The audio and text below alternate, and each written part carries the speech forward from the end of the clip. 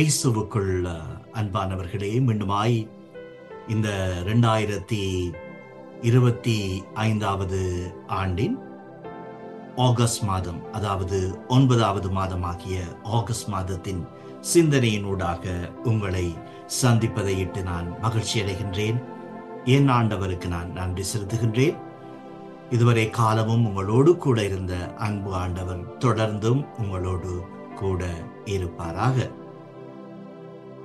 எங்களுடைய வாழ்க்கையிலே எங்களுக்கு பொதுவாகவே மனிதர்களுக்கு 3 பெயர்கள் இருப்பதாக சில அறிஞர்கள் சொல்லுகின்றார்கள்.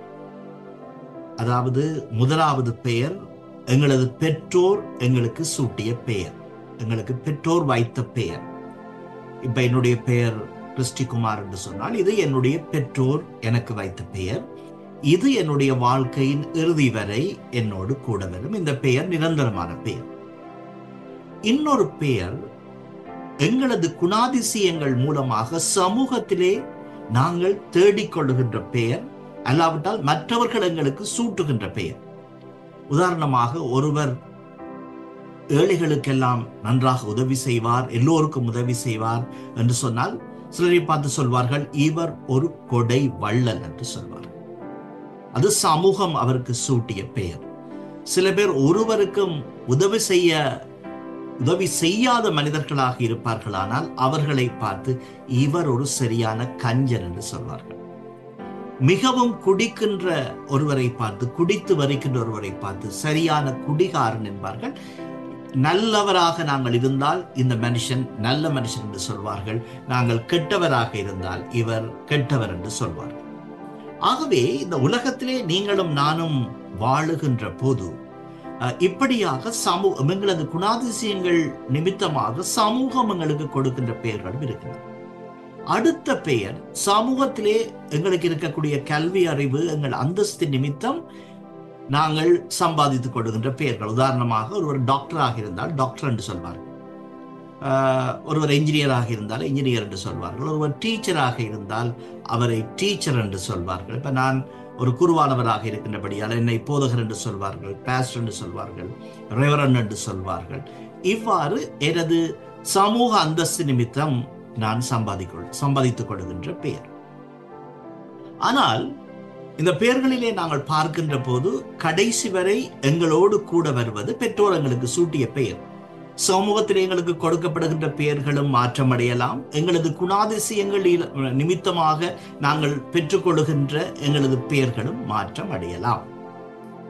நாங்கள் வெளிப்படுத்தின விசேஷம் 2ஆம் அதிகாரம் 17வது வசனத்தை நாங்கள் வாசிக்கின்ற போது அந்த வசனத்தின் பிற்பகுதி இவ்வாறு சொல்லுகிறது: ஜெயம் கொள்ளுகின்றவனுக்கு நான் மறைவான மன்னாவை புசிக்க கொடுத்து அவனுக்கு வெண்மையான குறிக்கலையும் அந்த கல்லின் மேல் எழுதப்பட்டதும் அதை பெறுகிறவனே அன்றி வேறொருவனும் அறியக்கூடாதுமாகிய புதிய நாமத்தையும் கொடுப்பேன் என்று எழுது என்று அந்த வசனம் எங்களுக்கு சொல்கிறது. இது பெர்கமு சபையை குறித்து சொல்லப்படுகிறது. பெர்கமு திருச்சபை தங்களது நன்மதிப்பை ஓரளவு இழந்துவிட்ட நிலைமையிலும் கூட அவர்கள் கர்த்தருக்காக அவர்கள் நின்றதினாலே ஆண்டவர் ஒரு பரிசாக அவர்களுக்கு இதை கொடுப்பார் என்பதை போல, ஒரு புதிய நாமத்தை கொடுப்பார் என்பதை போல இந்த வசனம் எங்களுக்கு சொல்லப்படுவதை நாங்கள் காணக்கூடியதாக இருக்கிறது.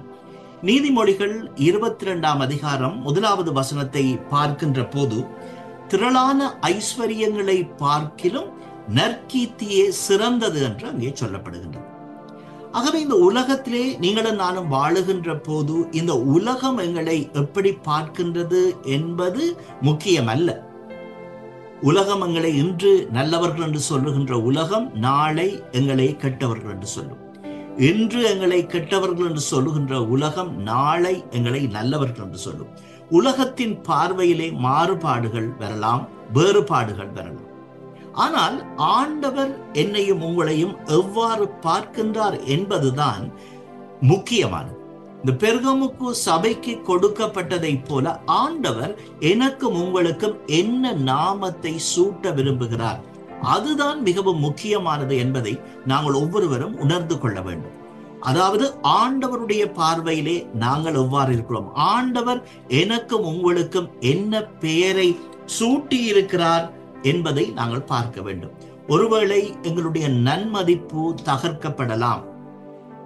மற்றவர்கள் மனிதர்கள் எங்களை குறித்து கூட ஒருவேளை தவறாக பேசலாம், தவறாக நினைக்கலாம். ஆனால் ஆண்டவருடைய பார்வையிலே நீங்களும் நானும் பெர்கமு சபையை போல நீதிமான்களாக இருக்கின்றோமா? பெர்கமு சபையை போல நீங்களும் நானும் ஆண்டவருடைய பார்வையிலே விசுவாசத்திலே ஊன்றியவர்களாக நாங்கள் இருக்கின்றோமா என்ற கேள்வியை நாங்கள் எழுப்பி பார்க்க வேண்டும். ஆகவே உலகம் எங்களை பார்க்கின்ற பார்வை, உலகம் எங்களுக்கு சூட்டுகின்ற பெயர்கள் முக்கியமானவை அல்ல.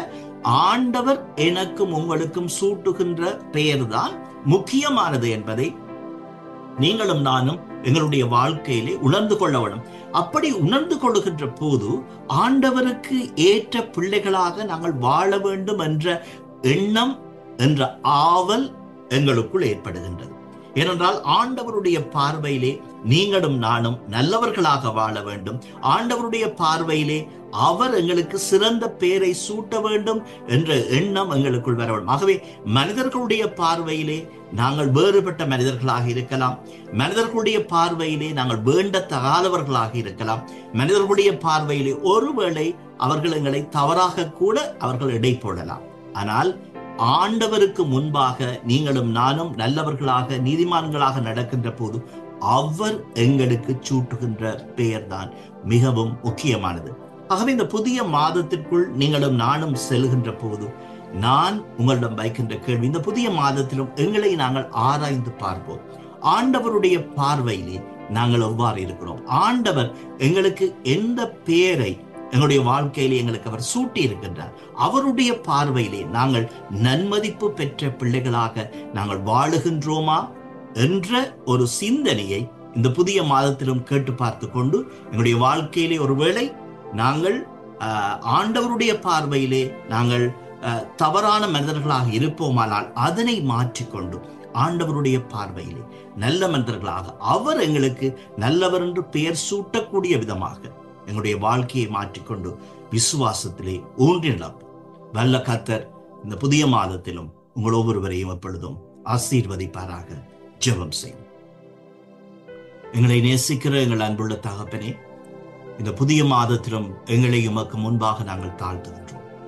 ஆண்டவரே, விசேஷமாக மனிதர்கள் எங்களுக்கு என்ன பெயரை சூட்டுகின்றார்கள், எங்களை மற்றவர்கள் எப்படி அழைக்கின்றார்கள் என்பதிலும் பார்க்க உம்முடைய பார்வையிலே நாங்கள் எவ்வாறு இருக்கிறோம் என்பதை நாங்கள் ஆராய்ந்து உணர்ந்து அறிந்து கொள்ள உமது ஞானத்தையும் வழிநடத்தலையும் எங்கள் ஒவ்வொருவருக்கும் தாருமையா.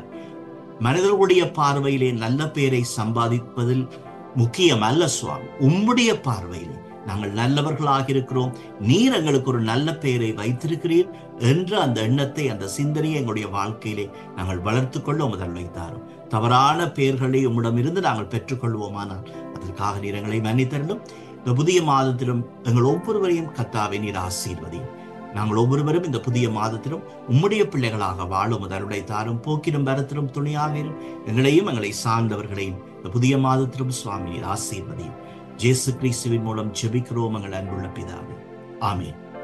வல்ல ஆண்டவர் உங்களோடு கூட இருந்து இந்த புதிய மாதத்திலும் உங்களுக்கு தேவையான ஆசீர்வாதத்தையும் சமாதானத்தையும் சந்தோஷத்தையும் எப்போதும் தருவாராக. ஆண்டவருடைய நாமத்திற்கே துதியும் கனமும் மகிமையும் எப்போதும் உண்டாவதாக. ஆமென்.